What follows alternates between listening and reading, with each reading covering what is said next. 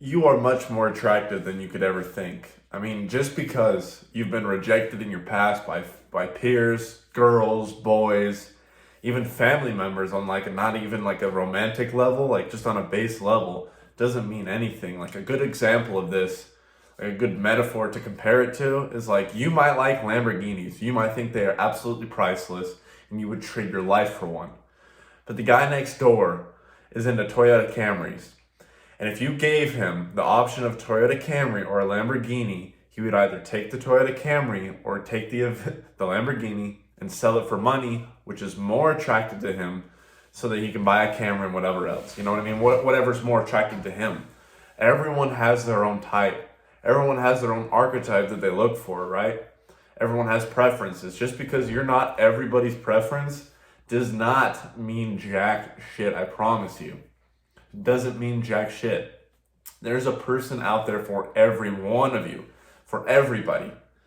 And like I said, it could be, if we're talking romantic, sexual relationships, or family, or like, it doesn't always have to be, that deep. Like opportunities, we can apply this to opportunities too, right? Not every opportunity is made for you. You could have a job offering for a $200,000 salary job to do something that might be your neighbor or your dad's dream job, but it's not yours. So you reject it, or you take it just to make enough money so where you can actually go pursue your dream career, right? This is why people go to college and or like work construction, and they get paid less from the start, but they prefer that kind of work, right? Like, it's so obvious, right?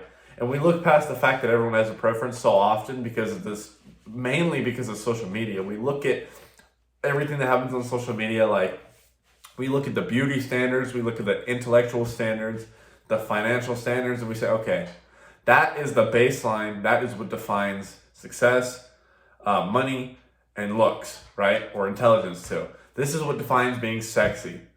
And where we get wrong is what you see on the internet isn't the say all is all, right? You know what I mean? Because when you go out into the real world, what are the chances you see somebody like that anyway? Extremely low.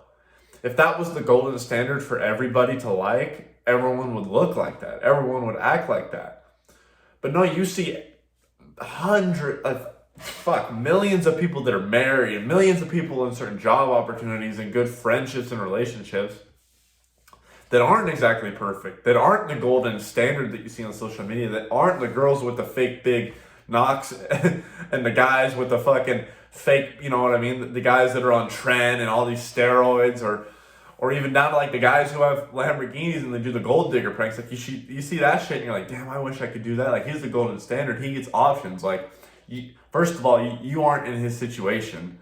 Second of all, obviously those videos are fake. Those women are not real. I mean, gold diggers definitely exist, but those videos are so over exaggerated. So my biggest call to you is just get off of social media. I mean, the more you compare yourself to others and give a false narrative and derivative towards, you know what I mean, what your self-image, right? Your self-confidence, the worse your mental health is going to get. And the more your mental health goes down because of your lack of self-confidence and your low self-esteem, the more it's going to continue to manifest itself in your life.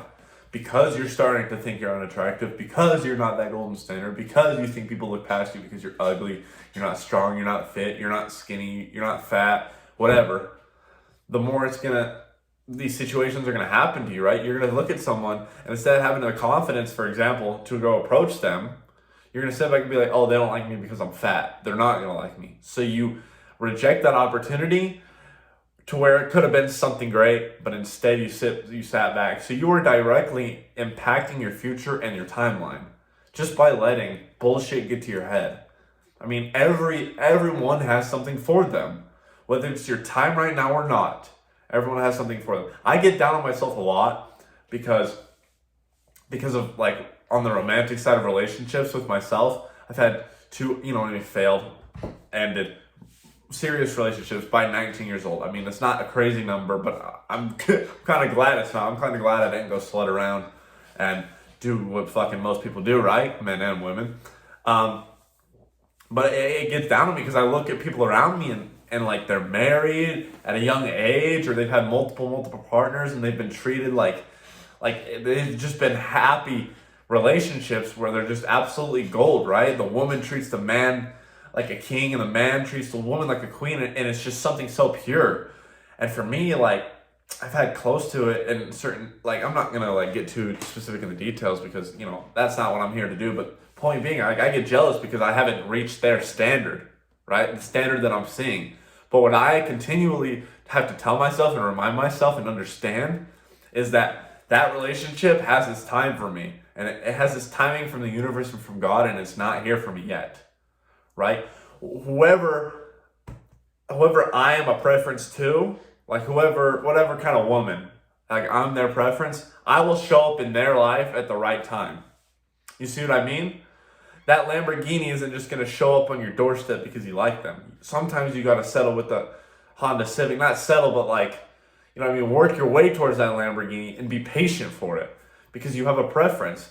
I mean, the same goes for the other way around. Like if you don't like Lamborghinis and you end up getting one on your doorstep, don't settle for it if you don't like it. Obviously, you're going to sell it. You're going to get something that's more valuable to you, money. You're going to go buy what you actually like. So if you're settling for relationships, if you're settling for a job you don't like, if you're settling for a bad self-image, trade it in, sell it. You know what I mean? Find what is out there for you. This does not mean you're unattractive, I promise you. As someone who has absolutely been brutally bullied throughout his entire childhood, I can tell you for a fact right now that it's all just a narrative you're pushing within your own head.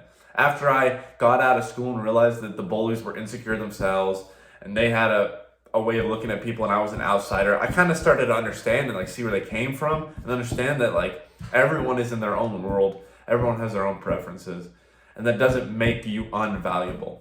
I've been kind of like scatterbrained in this video. I hope it kind of made sense to you guys. It's kind of a call to you, like, you are more attractive than you think. 100%. 100%. You need to give yourself more credit. This is huge. This is absolutely fucking important. You are beautiful. If you got something somewhat useful or important out of this video, hit the like button and the subscribe button with the bell next to it. I post daily. Don't fucking forget, daily. And we will catch you tomorrow, Vexed family.